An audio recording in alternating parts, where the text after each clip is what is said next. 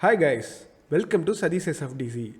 In this video, we are going to see organization limit features in Salesforce Inspector. Salesforce sets organizational limits for each operations in each orgs to avoid overusage and implement better practices in organization level.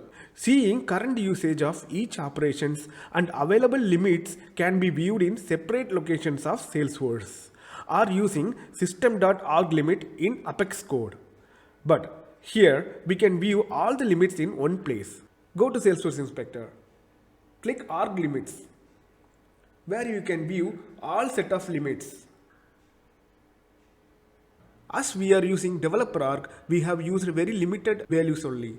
In this permission sets, we can see totally 1500 permission sets are allowed, where we not created a single one. If we created any permission sets, it will be shown as one of 1500 consumed.